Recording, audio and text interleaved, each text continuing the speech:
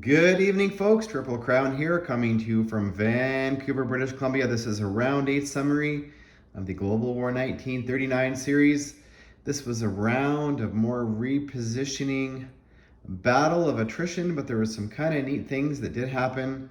First off, at South Africa, well, they're doing quite well. They just purchased their first fighter of the game. South Africa now has an air force. Of course, they now have their own economy, and they actually saved for a few turns. They control Belgian Congo, and this turn they also took over Ethiopia and Italian Somaliland. Now, South Africa does have an NO. If the Commonwealth have a combined 8 naval transports in gameplay, they get a 1 NO bonus. So they are now making 8 IPP per turn. I never projected that, and they are making a lot of trouble for the Italians that are trying to hold on to Cairo. So the Italians did do a small build, and they brought back some armor on a naval transport, and the Germans used their air transport and brought down an extra guy to reinforce Cairo. So a little bit of a sideshow happening in Africa, and that's kind of fun.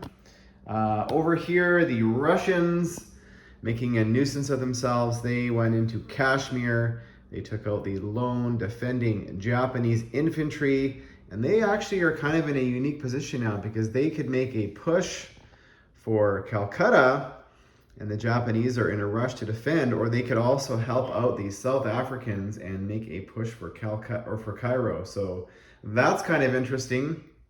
The Italians do have a few naval transports left on the board. They still have their factory here over in Tobruk, and they have another couple naval transports off the coast of Rome and Turin. So they could reinforce Cairo. We'll get into what's happening in Western Europe, but we'll head over here to also over here in Novosibirsk, and the Russians are starting to build up their now pseudo capital. The Americans were able to lend-lease the Russians 10 IPP this turn. It was not intercepted. That's the first time any lend-lease money has been loaned to the Russians this turn.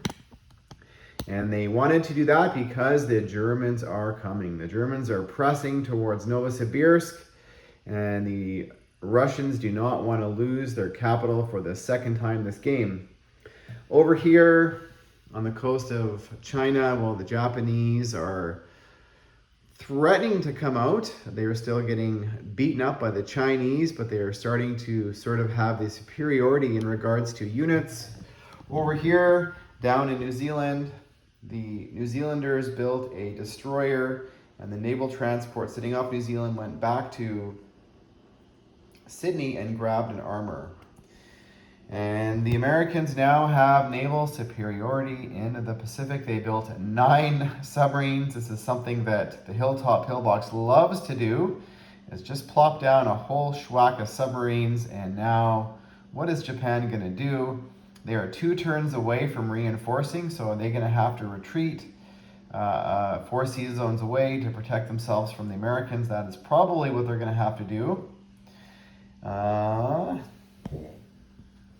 And let's get over here, and this has been kind of fun. The Allies they're just sitting here in Bordeaux, just stacking up and stacking up, slowly gaining a more advantage every turn. The battle of attrition. They now have some armor. United States has some armor, Britain has some armor, and Canada has some armor. So are they going to head towards Italy or France or try and build up enough to take both? And the Germans now are starting to build at their minor ICs back here, and they are starting to reinforce northern Italy. So kind of a shift in policy for the Germans. They also used their 2 armored trains, and they brought down some infantry down towards Turin as well. So they stopped building up in Paris. So that is kind of interesting. So a little bit of a cat and mouse in terms of, if you think the Allies are going to head to Italy, that's where the defensive units are built, and vice versa if you think they're going for Western Germany or Paris. There was a little bit of a naval action here. The Germans sent a submarine out, sunk a British destroyer, and a Russian destroyer came back and sunk the German submarine. The Germans are now clearing the British out of Norway. So another sideshow happening. This is the stack of Germans in Western Germany. That's just a massive stack. And this is the stack of the Allies. The Americans and the Canadians did build their typical build of infantry and armor to head across, and same with the British. So they're just going to continue to reinforce the west coast of Europe and keep the Axis guessing. So that's the end of round 6, folks. Or round 8. And stay tuned for round 9.